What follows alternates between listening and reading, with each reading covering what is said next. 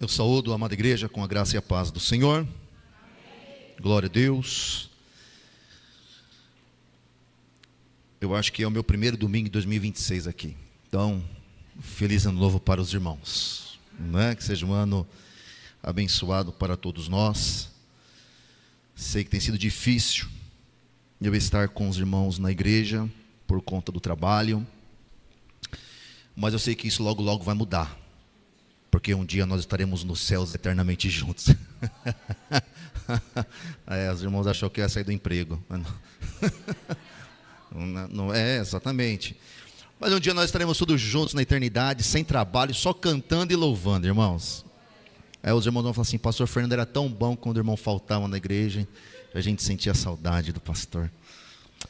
Sem brincadeiras, irmãos, já vão abrindo as vossas Bíblias no Evangelho de João, no seu capítulo de número 11. Nós vamos ler apenas 2 versículos deste Evangelho de João, capítulo de número 11, versículos 5 e 6. E antes de nós estarmos adentrando a mensagem em si, gostaria de fazer menção a algumas pessoas que nos honram com a sua presença nesta noite conosco. Obviamente que sempre, quando eu era pastor Micael, eu dizia que o Espírito Santo é a pessoa mais importante dentro do culto. Depois do Espírito Santo aí vem os irmãos, não é? Mas aí os visitantes também são extremamente importantes, não é? Que nós estamos aqui também para pregar o Evangelho do Senhor. Temos aqui a presença do meu amigo Nazário, que trabalha conosco lá em Osasco, veio lá de Osasco, atravessou Zona Oeste, até aqui, local de Guarulhos. Ele falou: é longe, né? Eu falei: é longe. Eu faço isso quase todos os dias para trabalhar de ônibus, e você veio de carro. Aí que bênção, né? Então, Nazário, Deus abençoe, volte mais vezes em nome de Jesus Cristo. É nosso companheiro de trabalho lá na prefeitura de Osasco. Temos também aqui juntamente conosco Ismael, meu irmão. Primeira vez, Ismael, aqui? Não, né? Já veio algumas vezes, né? Mas faz tempo já também, né? A sua esposa Daiane, minha cunhada, e a sua penca de filhos. Não veio todos, né? Não veio só um? Só um. 2? E o na barriga, né? Que vai nascer logo logo na barriga também. Esse aí gosta de ser pai, hein? Minha mãe achou que já ia encerrar a ser vó, e ó, tome mais um. Deus abençoe. Minha mãe também está presente conosco. Então vem a família completa, né? Família completa, graças a Deus. Vamos ler a palavra do Senhor, irmãos, em nome do Senhor Jesus Cristo, mesmo assentados mesmos. A palavra do Senhor diz assim: ora, Jesus amava a Marta e a sua irmã e a Lázaro. Ouvindo, pois, que estava enfermo, ficou ainda 2 dias no lugar onde estava. Mais uma vez, ora, Jesus amava a Marta e a sua irmã e a Lázaro. Ouvindo, pois, que estava enfermo, ficou ainda 2 dias no lugar onde estava. Senhor, lemos a tua palavra é a verdade. Agora fala conosco de uma forma, meu Senhor, objetiva, clara, sucinta, que nós possamos exaurir lições extremamente importantes, necessárias para as nossas vidas. Que o teu Santo Espírito, meu Pai, continue trabalhando neste local, continue trabalhando neste púlpito, continue trabalhando, meu Pai, na nave desta igreja, meu Pai, sondando corações, trabalhando corações, iluminando mentes, abrindo olhos, que nós possamos, meu Pai, ser clareados, iluminados pelo teu Santo Espírito aqui deste lugar, que possamos sair, meu Pai, extremamente diferentes do qual adentramos neste local, meu Senhor, que nós possamos ouvir de uma forma clara, meu Senhor, límpida, cristalina, a voz do teu Santo Espírito.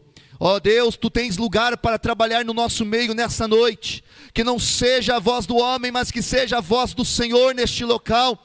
Que possamos estar com os nossos corações quebrantados aqui, meu Pai, para estarmos, meu Pai, sendo inundados acerca da Tua glória, acerca da Tua palavra. Nós te agradecemos, meu Pai, por cada filho Seu que se dispôs nessa noite a estar neste local. Ó Senhor, fale com eles, alimente os seus corações, meu Pai, quebre algemas, agrilhões nesta noite. Que seja uma noite, meu Pai, de glorificação, de exaltação, de renovo, de glorificação ao nome do Senhor, para todos sempre, em nome de Jesus. Amém. Amém, amados irmãos. Irmãos, acredito que é um dos textos mais conhecidos da palavra do Senhor. Acredito que todos nós já lemos sobre esta história, uma história muito conhecida, dos 3 irmãos de Jesus. Mas nós vemos um milagre acontecendo neste capítulo. E antes de João capítulo 11, ele ser um capítulo de milagre, João capítulo 11, ele é, antes do milagre, ele é um capítulo de relacionamento. Nós vemos antes do milagre, nós vemos um grande relacionamento de Jesus, juntamente com essa família. E o texto vai começar dizendo que ele, Jesus, ele amava Maria, ele amava Marta, e ele amava Lázaro. E isso é fundamental nós falarmos neste momento.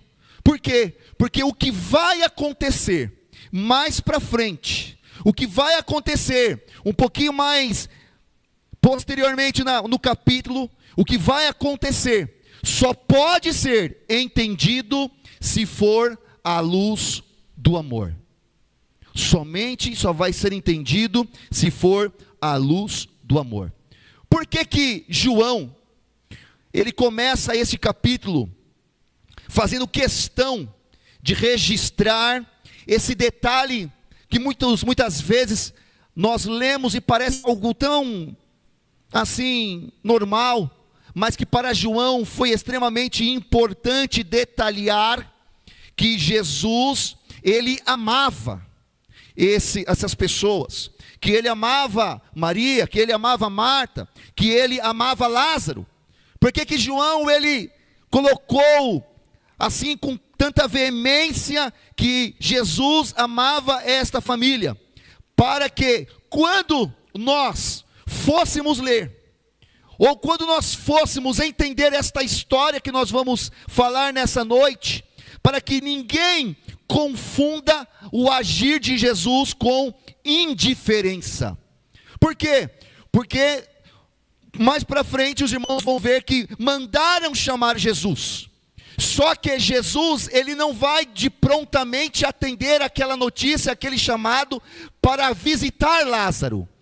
E se João talvez não tivesse colocado que ele amava aquela família, talvez para nós, quando lêssemos essa história, diríamos: Jesus fez grande indiferença. Jesus não estava nem aí para essa família, porque talvez Jesus não gostava dela, Jesus não tinha tanto apreço, porque Jesus não tinha relacionamento. Mas perceba, Jesus, ele não foi de bate pronto atender ao chamado da família, mesmo Jesus amando aquelas pessoas. O evangelho não começa no poder, mas o evangelho começa no afeto, no afeto. Lázaro, ele adoece, e as irmãs então fazem o que qualquer de nós faríamos, se estivéssemos no lugar dela. O que nós faríamos? Nós mandaríamos chamar Jesus Cristo. Se nós estivéssemos no lugar daquela família, naquele momento, nós faríamos a mesma coisa que elas fizeram: mandem chamar Jesus. Elas não pedem explicação da situação, do que está acontecendo.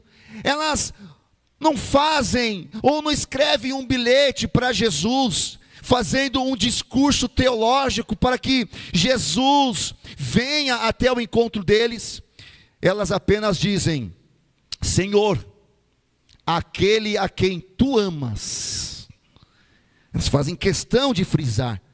Aquele a quem amas, ele está em... Jesus amava aquele homem. Jesus amava aquela família. E essa frase, irmão, ela carrega para nós muitas vezes uma fé simples, mas uma fé totalmente profunda. Perceba, elas não vão apresentar méritos. Olha, Lázaro merece. Lázaro é um homem bom. Lázaro é um homem dedicado. Lázaro é um homem, um irmão excelente, um homem que todo mundo gosta no bairro. Elas não vão apresentar méritos, mas sabe o que elas vão apresentar para que Jesus vá até eles? Relacionamento. Aquele a quem tu amas. Sabe do que elas acreditavam? Que o amor de Jesus seria suficiente para mudar o quadro daquela família. Que o amor de Jesus seria suficiente para atender o chamado daquela família.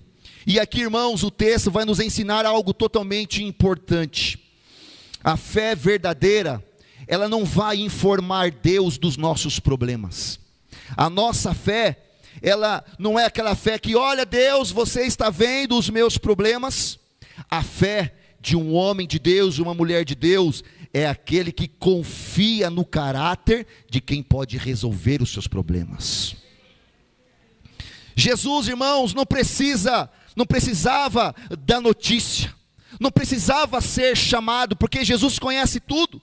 Ele é o Deus, Ele conhece todas as coisas. Mas Ele permitiu que aquela notícia chegasse, para que Ele revelasse algo maior naquele momento, naquele tempo. Quando Jesus, então, Ele ouve, o que é que Ele declara? Olha, esta enfermidade não é para a morte, não é para a morte, mas é para que a glória de Deus seja manifestada. Ele já sabia o que se passava com Lázaro. E teologicamente, irmãos, isso é forte. Sabe por quê? Porque Jesus, Ele não nega a dor daquela família. Jesus não nega a dor de Lázaro. O que Lázaro está passando, mas Ele vai aproveitar aquela situação é para redefinir o propósito daquela família. Ele não vai negar, olha, eles não sentem nada. Ele não diz que não haverá sofrimento. Ele não nega isso, mas Ele diz que o sofrimento daquela família não será o fim da história. Antes, irmãos, de qualquer milagre acontecer, Jesus, Ele governa a narrativa da nossa história com a sua palavra. E então, o texto, ele nos confronta. João, ele diz que Jesus, Ele amava aquela família, mas, mesmo assim, Jesus permaneceu aonde Ele estava. Jesus ficou parado. Jesus não foi. Sabe por quê, irmãos? Eu quero que os irmãos entendam uma coisa nesta noite. O amor de Jesus por aquela família não fez ele correr. O amor para aquela família não fez Jesus sair correndo para atendê-los. Mas o propósito de Deus foi fazer que Jesus permanecesse naquele lugar. E eu acredito que isto vai quebrar a lógica de qualquer um aqui dessa noite. Porque qual é o nosso pensamento? Se Jesus me ama, logo Ele vai fazer o mais rápido possível. Ele não vai me desamparar. Ele não vai me deixar. Ele não vai resolver o meu problema. Nós achamos, amor, irmãos, que o amor é urgência. Que o amor é urgência. Só que o irmão tem que entender que no reino de Deus as coisas mudam. Mudam. Amor no reino de Deus é responsabilidade com o resultado final. Responsabilidade. E o que Jesus mais tem é responsabilidade. E o que Deus mais tem é responsabilidade. E o que o Espírito Santo mais tem é responsabilidade. E aqui está o ponto crucial aqui desta noite. Jesus, ele não age apenas para resolver problemas momentâneos. E é o que nós queremos. Que Jesus resolva os nossos problemas no momento. Neste momento. No presente. Só que Deus, irmãos, ele age para revelar quem ele é de fato. Se ele chegasse naquele momento que Marta, Maria e Lázaro pedisse para ele chegar, como é que Jesus seria conhecido por aquela família? O Jesus que curava enfermos, como talvez eles já conheciam, por isso que mandou chamar Jesus. Só que Jesus chegando depois, ele vai se revelar como ressurreição. Ele vai se revelar como ressurreição e a vida. Perceba que o tempo da ação de Deus, o tempo da ação de Deus, ele vai definir a profundidade da revelação. Se Jesus chegasse naquele momento, seria somente o Jesus que cura. Mas como Jesus demorou na nossa ótica, como o tempo foi diferente, como o tempo foi um pouco mais prolongado, perceba como é que Deus se revelou com mais profundidade. Irmãos, enquanto nós contamos as horas, enquanto Maria, Marta, elas contam horas, irmãos, Jesus já está governando nesta terra há séculos. Enquanto nós queremos que Jesus faça as coisas em horas, em minutos, resolva agora, Jesus faça agora. Jesus já está governando, e o verbo estava com Deus, e o verbo era Deus. Jesus já está governando, nesse tempo, irmão, no nosso tempo, no mundo, no universo, há séculos e séculos e séculos e séculos. Enquanto elas esperaram que uma intervenção, Jesus está preparando uma manifestação. Manifestação. E o atraso não é um aparente descuido. Olha, Jesus se descuidou, não. Só que o atraso de Jesus, para elas, sabe o que era, irmãos? Era uma estratégia do céu. Estratégia do céu. Sabe por quê? Porque Deus nunca chega atrasado ao seu propósito. Sabe o que muitas pessoas falam na igreja? Deus tarda, mas não falha. Esse é um provérbio diabólico.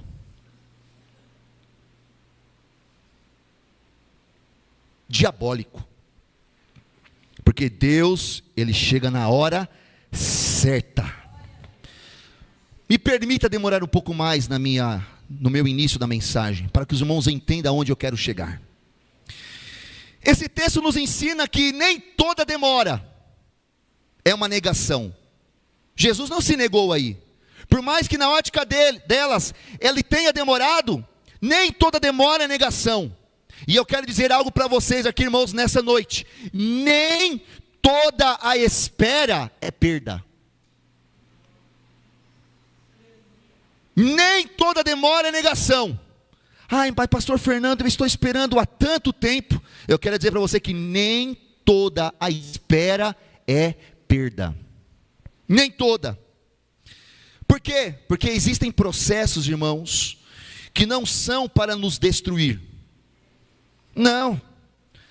Existem processos que muitas vezes parece que está demorando, mas são processos que estão acontecendo para nos posicionar diante de uma revelação maior de Deus nas nossas vidas.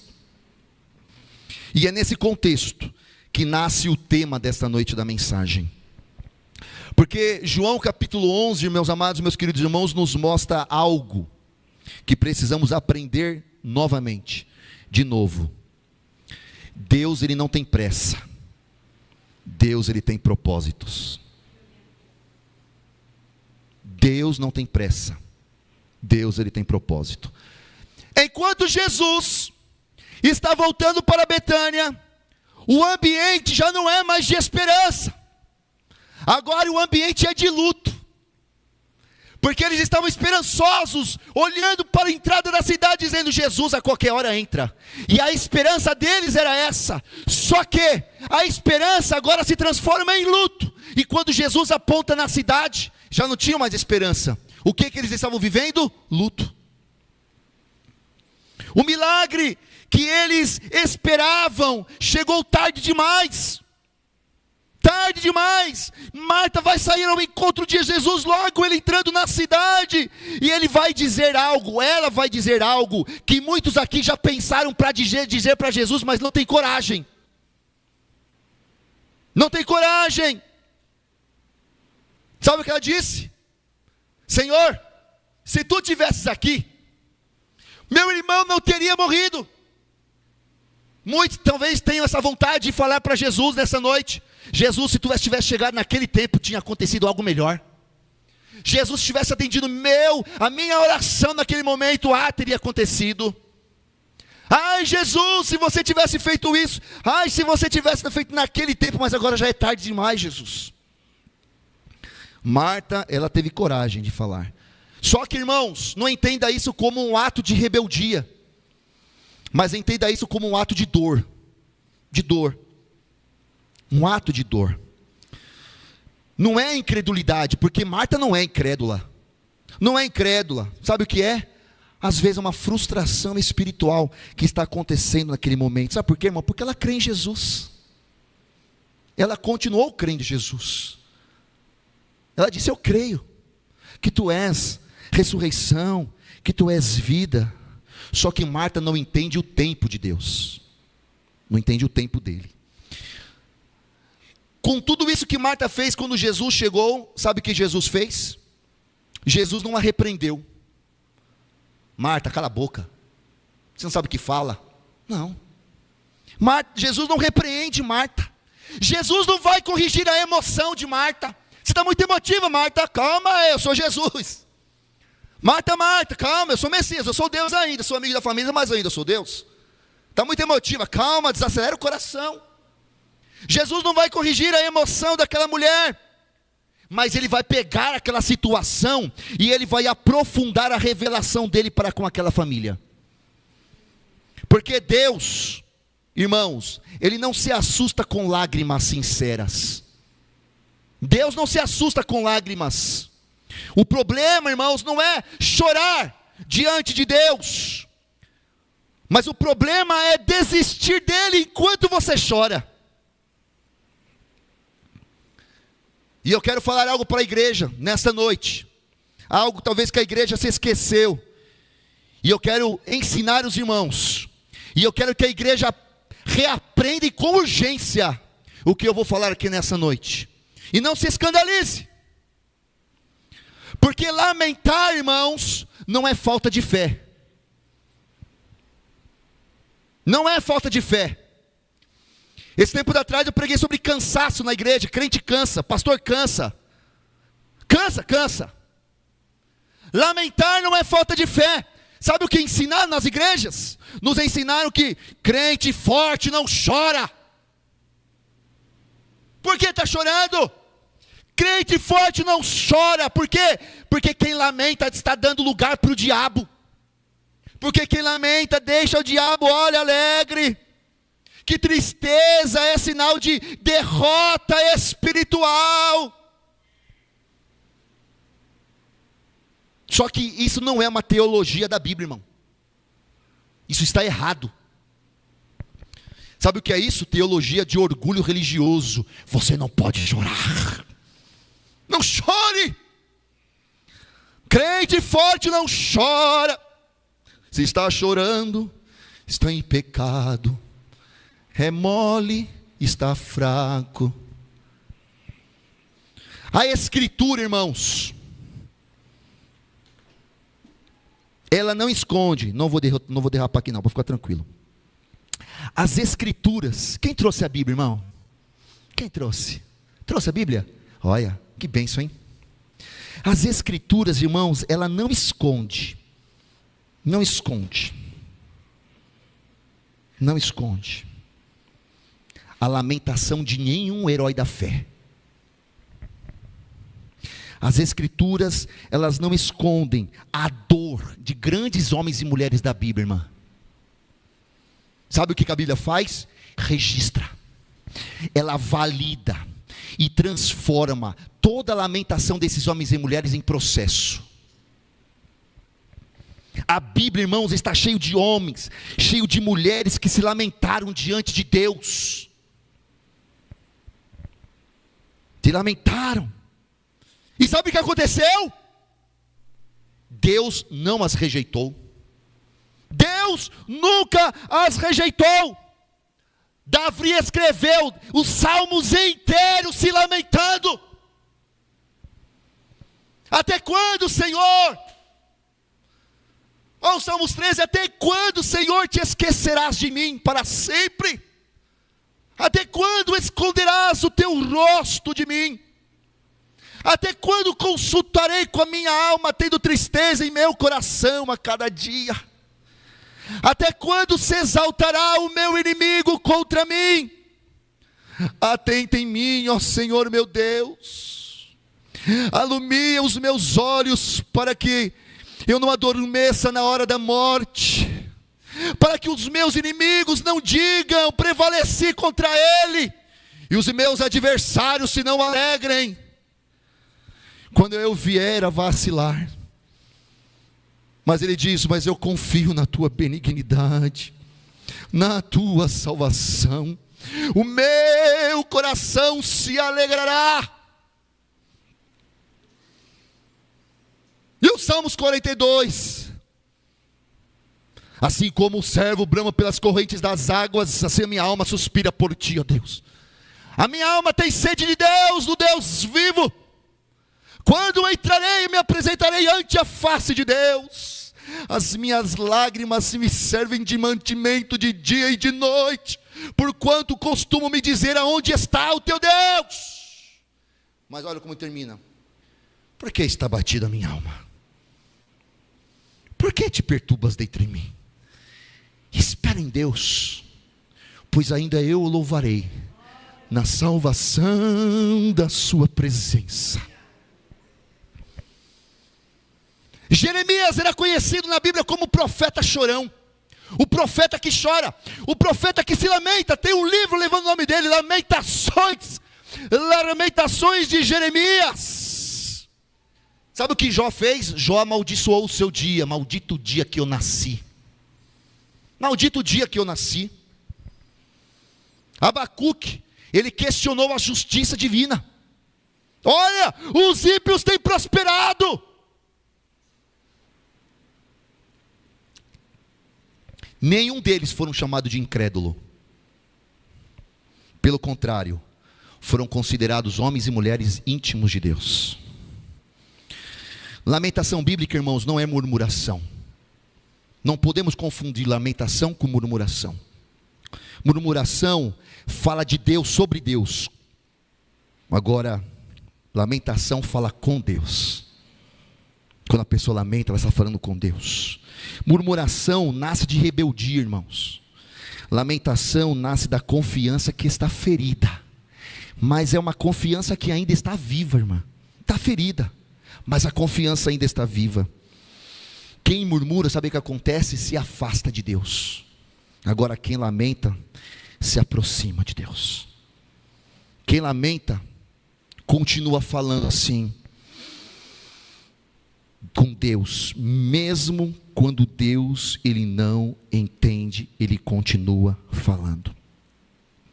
Em João 11, irmãos, perceba, Jesus não repreendeu Marta e Maria por chorarem. Por que choras?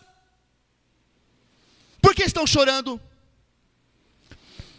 Ele não diz para elas: sejam fortes. Eu ensinei vocês a serem fortes. Eu estive na casa de vocês. Eu preparei vocês. Não diz isso. Mas sabe o que Jesus vai fazer? Ele vai entrar na dor daquelas mulheres. Ele vai abraçar a dor daquelas mulheres. Vai abraçar a dor daquela família. E você sabe o que Jesus, o que a Bíblia diz? João capítulo 11, versículo 35. Jesus chorou.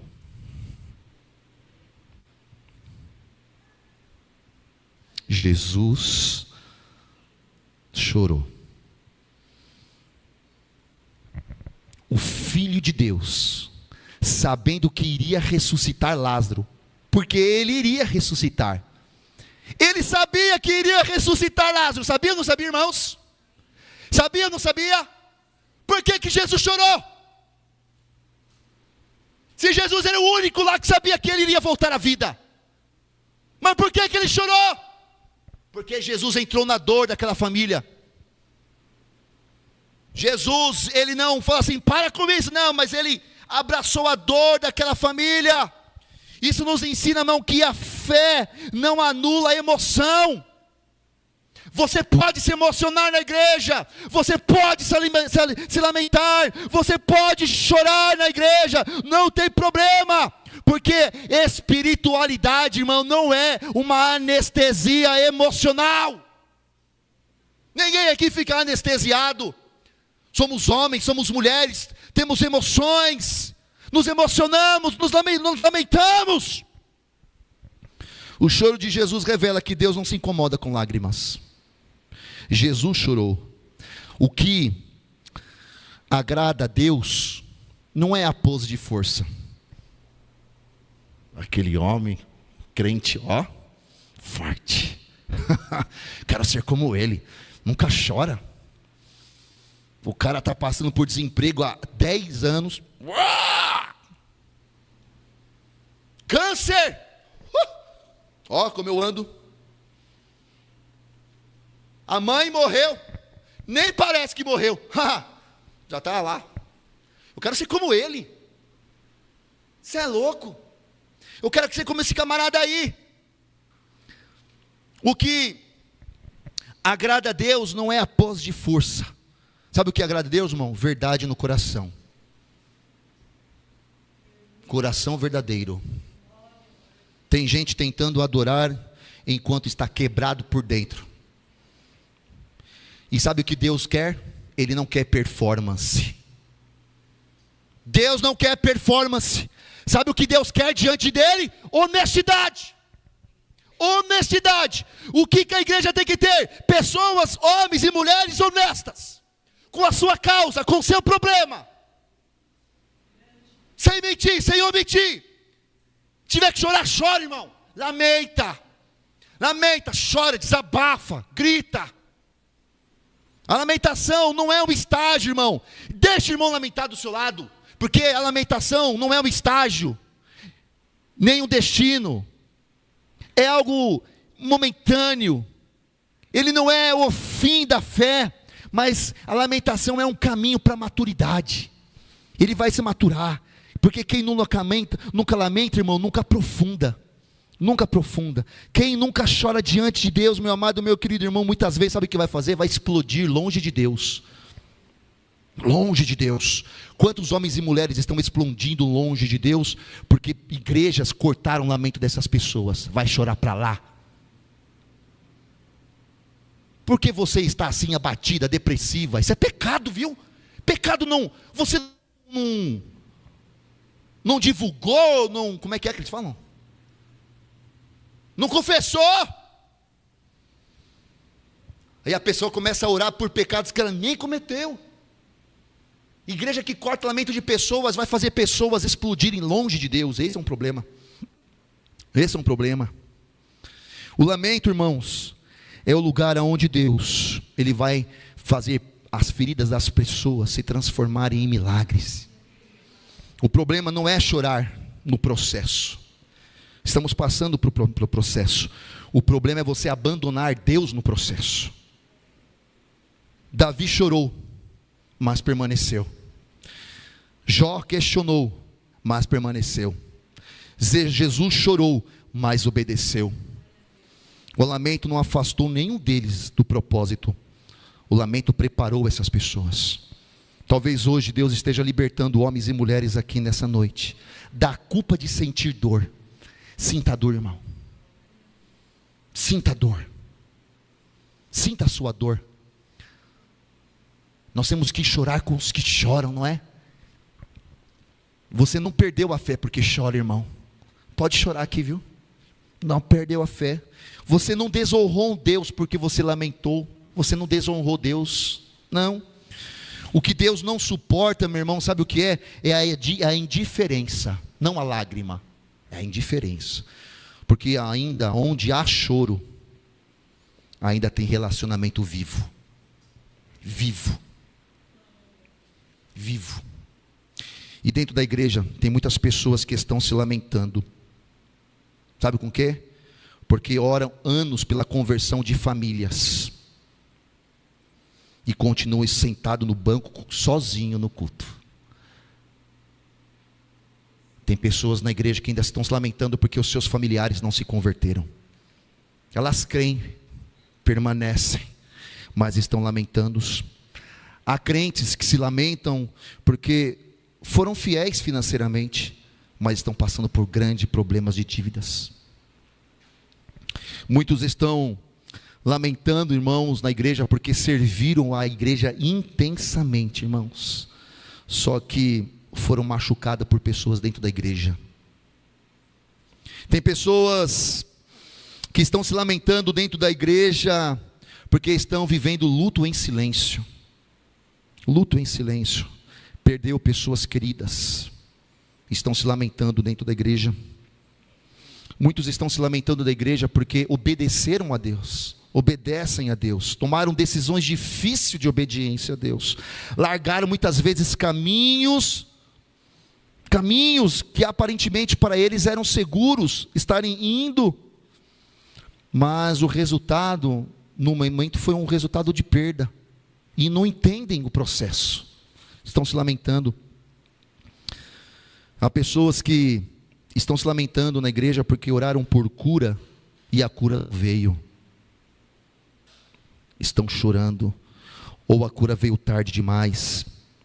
Essas pessoas continuam crendo em milagres dentro da igreja. E há muitos irmãos que se lamentam, simplesmente porque estão cansados. Cansados, não de Deus, mas muitas vezes cansados do processo. Cansam do processo. Não querem desistir, não vão desistir, eles só querem entender o processo. Não querem sair da fé, eles querem permanecer na fé. Só que eles querem respirar, mais aliviado. Eles não perderam a esperança, só estão chorando. Deixa chorar. Talvez por isso a palavra faça sentido mais agora, irmãos. Porque muitos aqui terminaram 2025 não celebrando. Muitos terminaram o 2025 lamentando. O ano acabou, mas a dor ainda continua em 2026. O calendário só virou. E muitas pessoas acham que o calendário tem poder. Viva 2026! Como se tudo fosse ser apagado. 2025 acabou, 2026 mudou. Só que existem muitas pessoas com o coração presas nas perdas de 2025. Frustrações, orações que não foram respondidas. Sabe o que as pessoas te disseram? Olha, o ano novo é tempo de festa. Mas você entrou em 2026, sabe como, irmão? Chorando. E deixa eu dizer algo para você aqui nesta noite, irmão. Deus não se ofende com o fato de você ter terminado 2025 chorando. O que Ele não quer é que você comece 2026 parado, chorando, enterrando o que ficou para trás. Porque o lamento, irmão, ele faz parte do processo. Os irmãos estão entendendo? O lamento faz parte do processo. Mas ele não pode ser a sua moradia. Sua moradia. 2025 pode ter sido o ano da pergunta, da espera, do cansaço. Até quando, Senhor? Mas 2026, irmãos, ele precisa ser a continuação da dor. Mas eu profetizo na vida dos irmãos que 2026 ele pode deixar de ser o ano da dor e se tornar o ano da revelação de Deus na vida dos irmãos. 2026. O lamento, irmãos, ele tem um ciclo na vida das pessoas, na vida. Deus está usando muitas vezes aquilo que nos fere para nos alinhar com o propósito dele, para nos alinhar. E o mesmo Jesus que encontrou Marta, que encontrou Maria, chorando, está aqui nesta noite. Não para acusar você, mas para te conduzir a uma fé. Para te conduzir da dor, do lamento, para uma revelação e um milagre na tua vida. O choro, irmão, ele foi semente. A espera, muitas vezes, é um preparo para você. A dor foi um terreno. E este ano, eu acredito que é um novo tempo de Deus que está dizendo: agora levanta, agora crê, tira a pedra, remove a pedra, porque o que Ele prometeu não ficou em 2025. O propósito de Deus, os milagres de Deus, as promessas de Deus não tem prazo de validade. Não tem prazo de validade. Olha, Marta vai tentar organizar a sua fé, dizendo: Senhor, eu creio na ressurreição do último dia. Eu creio.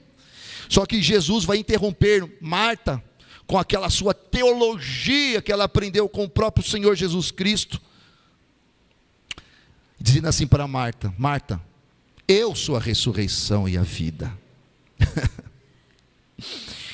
Ele não está apontando para um evento futuro.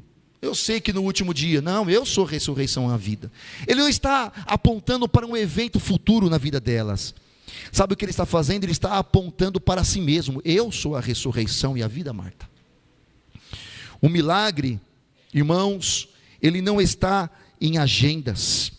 O milagre, ele está na presença de Deus.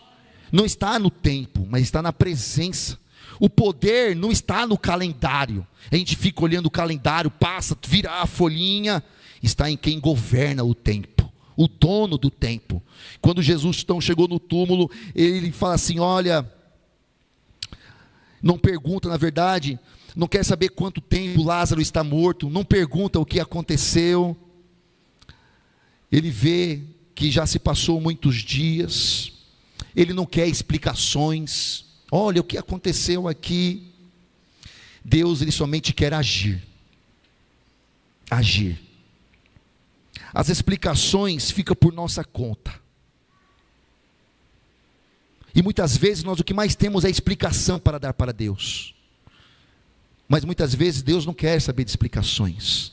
Deus só quer revelar. As explicações, irmão, fica por conta de homens. Para Deus só fica a conta da revelação. Porque o que para nós muitas vezes parece o fim, para Deus é somente um cenário que Ele vai mostrar a sua revelação e a sua glória. E olha, e é depois do lamento que o ambiente é mudado. Depois do lamento, a Bíblia diz assim, olha, que ao chegar diante do túmulo, Jesus, ele se comove profundamente. O choro não paralisou Jesus. O choro, na verdade, ele ativou aquele momento, ativou. A dor não atrasou o milagre, irmãos. Não. Só que a dor daquela família preparou um grande cenário para Jesus. Um grande cenário. Um grande cenário. Deus, Ele nunca vai desperdiçar um momento de lágrimas derramadas na sua presença. Nunca vai.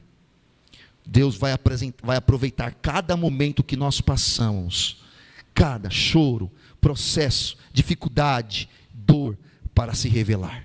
Cada processo. Quando Jesus, ele se levanta diante então do sepulcro, ele não vai pedir permissão para a morte, ele não vai pedir permissão para ninguém, ele não vai pedir permissão para as pessoas. Jesus, ele não vai negociar com o tempo, ele não vai querer saber o que aconteceu. Deus, ele somente vai decidir agir, só agir. O passado, irmãos, ele não manda mais. O que assume naquele momento, naquele instante que Jesus estava lá, era o propósito. O propósito vai assumir o governo daquele lugar. E muitas vezes, diante das nossas dificuldades, diante dos nossos problemas, diante das nossas intempéries, o que vai assumir o lugar, o momento que nós estamos passando, o que vai assumir o governo da nossa vida, não é mais a dor, não é mais o lamento, mas é o propósito de Deus. Vai assumir o governo da nossa vida. Jesus diz assim: olha, tire a pedra. Jesus, irmãos, ele poderia ressuscitar Lázaro sem tirar a pedra? Poderia? Poderia. Mas Jesus, quando ele pede para tirar a pedra, sabe o que ele está fazendo? Ele está envolvendo pessoas no seu processo. Envolvendo. Porque, irmãos, aqui neste lugar ninguém pode fazer nenhum milagre. Porque o milagre só é divino. Agora, a obediência é humana. O milagre é divino. Deus faz o que nós não podemos fazer. Agora, Ele vai exigir de você tudo o que estiver ao seu alcance. Tudo. Tudo. Ele vai tirar a pedra. E tirar a pedra é um ato de fé. Um ato de fé. A pedra, ela pode representar tudo na vida das pessoas, na vida dos irmãos. E muitas vezes tem pessoas que têm colocado pedra, ela mesmo, como um objeto de segurança. Muitas vezes as pessoas colocaram pedra como um medo, vergonha, frustração, pessoas decepcionadas, cansadas espiritualmente. Mas Jesus está dizendo assim: olha, se você quer ver a glória, não esconda o processo. Quem remove a pedra antes do milagre, porque eles removeram a pedra antes de Lázaro sair. Foi ou não foi? Eles falam assim: não, eu só vou remover a pedra se Lázaro bater de dentro para fora. Para que eu vou fazer um esforço se eu nem sei se Lázaro vai ressuscitar? Não, eles vão remover a pedra antes do milagre. Por isso que quem remove a pedra antes do milagre, confia mais no caráter de Deus do que no cheiro da morte. Quem tira a pedra antes do milagre, confia mais no caráter de Deus do que no cheiro da morte, do que nas circunstâncias aparentes. Maria, irmãos, ele tenta explicar a situação para Jesus naquele momento. Olha, ele cheira mal. Mas Deus, ele não vai se mover pelo cheiro do passado, pelo problema. Ele vai se mover pela autoridade da sua palavra. O que muitas vezes está podre para nós, ou apodreceu para você, saiba que ainda o que parece que está perdido para nós, podre, ressecado, o que apodreceu para você, ainda obedece o comando de Deus. Obedece. Lembra de Ezequiel, do vale de ossos secos? O que você vê? O que você vê? Será que ainda podem reviver? Aonde, irmãos, a esperança acabou, a voz de Deus começa. Aonde a esperança de Deus acabou, onde a esperança acabou, a voz de Deus começa. Porque quando Deus fala, a morte reconhece quem está falando. O mesmo Deus que criou o homem do pó, agora chama o homem de volta do pó. De volta do pó. Quando Deus fala, a morte reconhece quem está falando. Quando Deus fala, a doença reconhece quem está falando. Quando Deus fala, os problemas reconhecem quem está falando. Quando Deus fala, os demônios reconhecem quem está falando.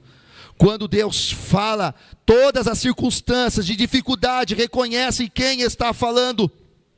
Lázaro veio para fora, e o impossível obedece a Deus.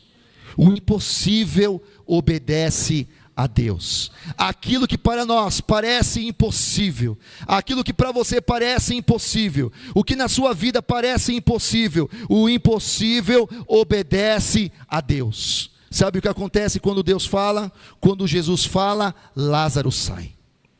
Lázaro sai. Que como ele sai, irmãos? Amarrado, mas vivo. Amarrado, mas vivo.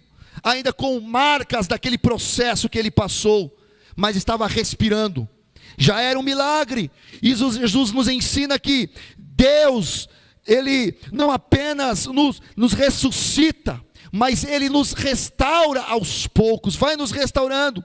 Sabe o que Ele faz? Primeiro Ele vai trazer de volta a vida, depois Ele vai te livrar das amarras, Ele vai te tirar dos problemas. Jesus dá a última ordem para aquelas pessoas: olha, desate aquele homem, tira, deixa-o ir. Sabe por quê? Porque quem ressuscita não foi criado para viver preso, não foi. O que Deus revive, Deus Ele liberta. O que Ele traz de volta à vida, Ele restaura para andar. Restaura. Deus, Ele faz as coisas por completo. E aqui, irmãos, está o clímax da fé. O mesmo Jesus que permitiu o processo naquele homem, na vida daquele homem, é o mesmo Jesus que vai garantir o resultado da tua vida. O mesmo Jesus que está vendo você passando pela dificuldade, é o mesmo Jesus que vai garantir o problema, vai garantir o resultado final na tua vida.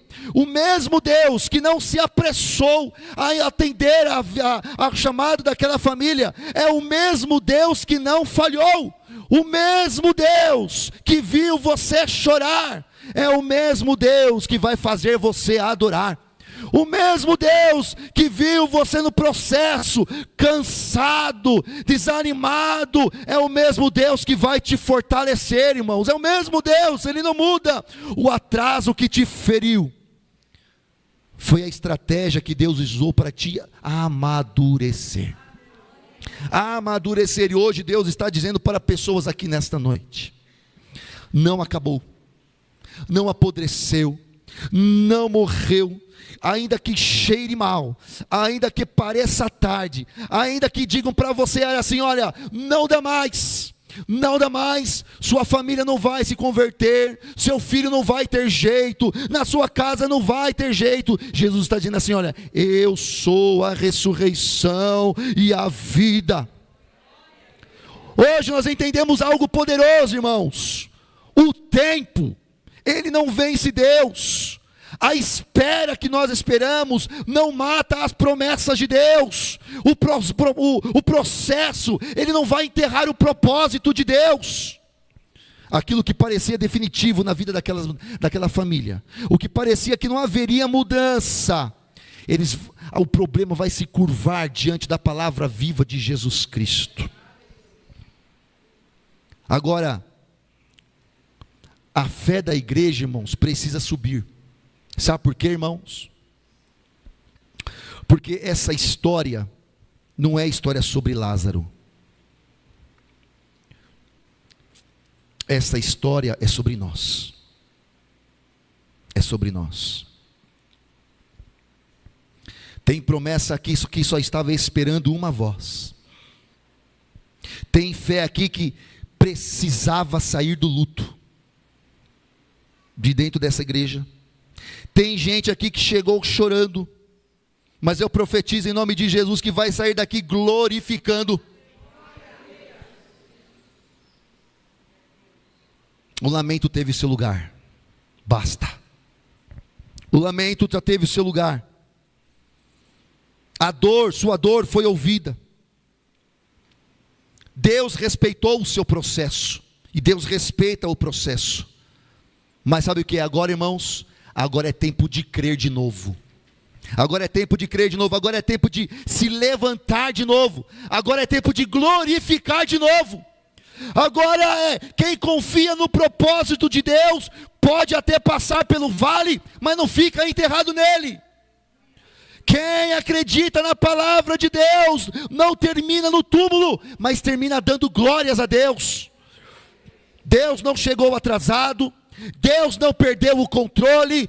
Deus não falhou com você, irmãos. Deus não falhou com você. A maioria das pregações, fala sobre a espera de Deus, ou a espera com Deus, como o tempo do silêncio. Se tem uma coisa que eu não gosto, que falam é sobre silêncio de Deus. Porque Deus trabalha no silêncio. Porque o silêncio de Deus. Mas quem disse que Deus está em silêncio? Me prova um versículo na Bíblia que fala que Deus está em silêncio, que Deus trabalha em silêncio. Só que a Bíblia ela vai revelar algo mais profundo. É que as pessoas querem ficar somente no rasinho. É o silêncio. Não, tem algo mais profundo.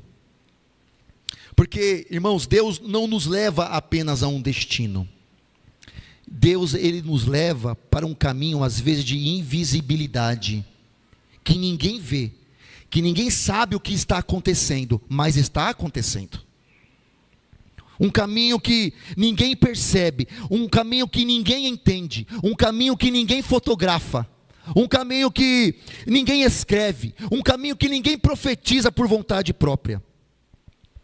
E esse caminho, irmãos, é um caminho que nos amadurece por dentro, e é um caminho do pré-milagre do Senhor nas nossas vidas, pré-milagre do Senhor das nossas vidas. Porque Deus, Ele não está apenas conduzindo pessoas para promessas. Quem tem promessa aqui, irmãos? Deus, Ele não está te conduzindo apenas para promessa, mas Ele está te formando, Ele está te estruturando, para você ter capacidade para sustentar aquilo que Deus vai depositar na tua vida. Porque muitos querem milagres, não é? Mas tem pessoas ainda que não estão aptas a receber milagres de Deus. O que Deus está fazendo é preparando pessoas para receber milagres. Existe um aspecto do agir de Deus que quase nunca é percebido. Porque esse agir de Deus, ele não aparece no palco, ele não aparece no púlpito. Sabe onde ele aparece? Nos bastidores, no secreto. Nós fomos ensinados, irmãos, a esperar, por exemplo, resposta de Deus. Mas só que Deus, Ele está mais interessado em formar pessoas maduras. Enquanto muitas pessoas estão somente focadas no que Deus vai fazer, o céu, o reino, Deus está concentrado em quem a pessoa está se tornando. Há um processo, irmãos, que nós devemos entender, que onde Deus Ele vai trabalhar longe dos aplausos, longe da explicação. E esse ambiente invisível não é a ausência de Deus, não é silêncio de Deus, mas é onde Deus vai trabalhar sem plateia.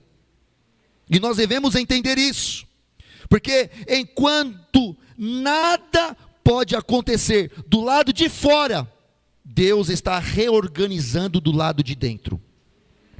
A maior parte das pessoas, por exemplo, acredita que Deus está preparando um milagre.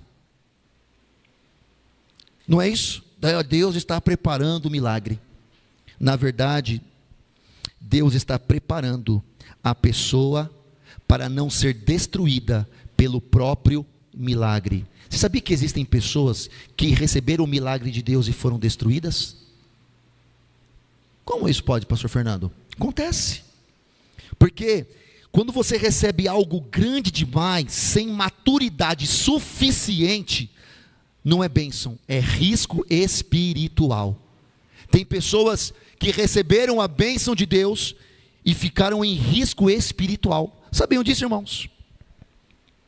Agora, imagine alguém que ora por crescimento, influência, liderança, visibilidade.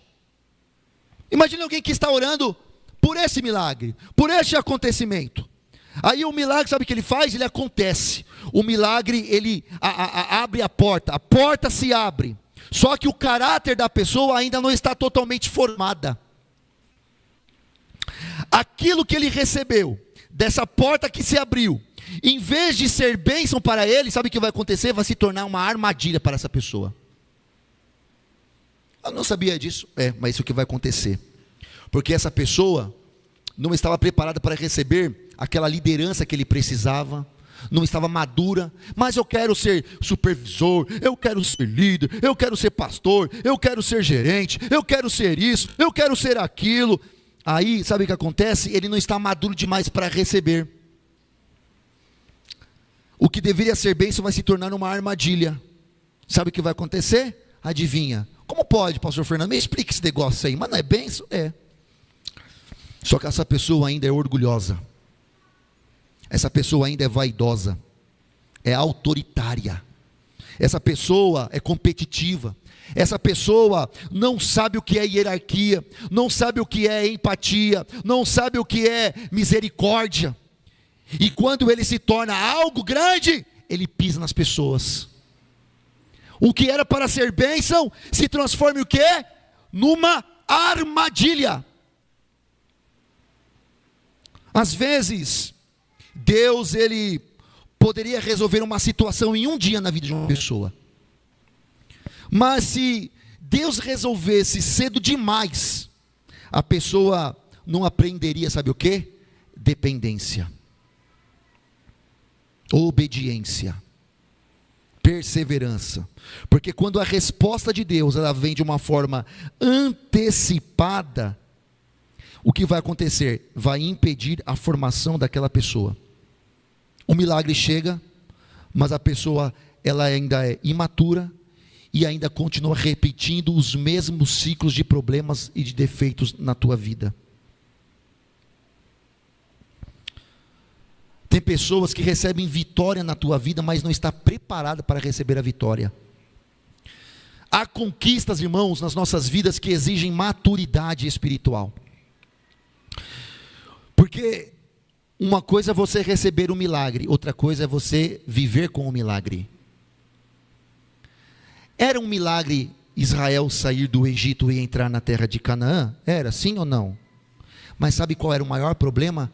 Permanecer na terra. Permanecer no milagre. Receber o milagre muitas vezes é mais fácil do que permanecer com o milagre. Ganhar é uma coisa. Quem não gosta de ganhar? Permanecer é totalmente diferente do que ganhar. Totalmente diferente. A pessoa não tem estrutura interior. Hoje a pessoa vai celebrar pelo ganho, pela vitória. Sabe o que vai acontecer amanhã? Essa pessoa que recebeu aquele milagre vai desmoronar. Desmoronar. A pessoa recebe milagre. Quantas pessoas você já viram entrando na igreja recebendo milagre, mas não permaneceu na igreja? Quantas? Estou errado ou estou certo? Pessoas que receberam milagre ainda imaturas, mas pegaram seu milagre e jogaram fora. Irmãos, Deus não está apenas interessado em te levar para o milagre, aprenda isso. Deus não está interessado em apenas te levar para o milagre.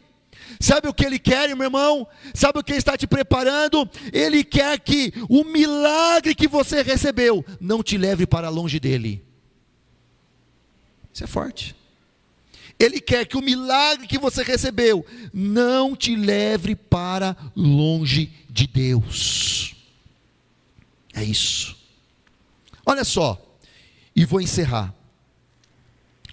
Perceba isso que eu estou falando, de Deus trabalhar no invisível, te preparando para um processo. Eu estou te falando isso porque isso se torna uma regra na Bíblia. Sabia? Por quê? Os irmãos aqui conhecem a história de José, né? É um clássico, não é um clássico? É um clássico. Sabe o que aconteceu? Quando nós vemos a história dele, que a promessa na vida de José veio cedo demais. Quantos anos José tinha quando ele recebeu a promessa de Deus? Jovenzinho, não era jovenzinho? Não era jovem? Era jovem. Teve o sonho, contou o sonho para os seus irmãos, contou o sonho para os seus pais. A promessa veio cedo. Só que o cumprimento da promessa, quando é que veio? Anos depois, não foi? Foi ou não foi? Trabalha comigo. Trabalha comigo o pensamento. Veio anos depois. Só que o que aconteceu entre a promessa e receber o cumprimento da promessa na vida de José? Anonimato. Injustiças. Bastidores. Prisão. O texto bíblico, sabe o que ela nos afirma? Que Deus estava trabalhando em silêncio? Não. Olha o que a Bíblia nos diz, que Deus, Ele estava, por exemplo, ausente da prisão? Não. Mas o texto bíblico nos diz assim: o Senhor, Ele era com... O Senhor, Ele era com... Aonde, irmãos? Na prisão. O Senhor era com José onde? No anonimato. O Senhor era com José onde? Na injustiça.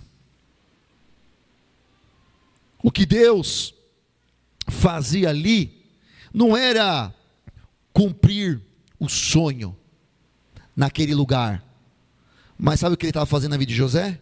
Ele estava construindo um homem capaz de sustentar o sonho que ele iria receber como cumprimento.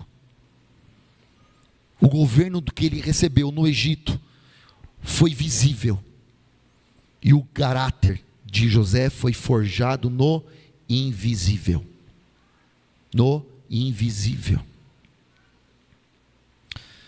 Eu vou dar mais uma enquanto o grupo de louvor está chegando aqui à frente. Davi, ele foi ungido como rei, mas ele voltou para o pasto. Voltou ou não voltou, irmãos? Davi foi ungido como rei, mas ele voltou para o pasto? Sim ou não? Sim. O óleo escorreu sobre a cabeça de Davi, mas o trono demorou para chegar. Não demorou? O trono demorou. Entre a promessa e o reinado de Davi, o que houve, irmãos? Caverna, deserto. Estava longe do palco, longe do poder, longe do aplauso. O libertador de Israel, Davi, o grande rei de Israel, sabe como é que ele foi formado? Sabe, irmãos? Cuidando de ovelhas. Não foi enfrentando o faraó. Não. O deserto, por exemplo, de Davi, não foi enfrentando gigantes, não foi enfrentando príncipes, não foi enfrentando lideranças, não foi enfrentando outros reis. Não. O preparo de Davi aconteceu quando ele estava na caverna. Deus estava ensinando a Davi a governar primeiro a si mesmo. A si mesmo. O homem segundo o coração de Deus, ele não nasceu no palácio. Não nasceu no palácio. O homem segundo o coração de Deus nasceu no oculto. O reinado foi visível de Davi, não foi? O reinado foi visível. Só que o coração de Davi foi tratado longe dos olhos humanos. O que eu quero mostrar para você? Que o que você vai receber de Deus é visível aos olhos de todas as pessoas. O milagre que você vai receber de Deus vai ser visível diante dos olhos da igreja. Só que o que Deus está fazendo com você no invisível é te preparando para você receber este milagre. Enquanto o tempo certo não chega, respeita o processo. Porque se o milagre chegar antes do tempo, você vai pegar o milagre de Deus e vai jogar fora, e vai ser destruído pelo milagre de Deus. O processo, ele é importante para você aprender a aceitar e entender o momento certo de receber aquilo que Deus está preparando no invisível. Mas eu tenho uma resposta para dar você nesta noite. O que você vai receber de Deus vai se mostrar aos olhos de todas as pessoas. De todas as pessoas.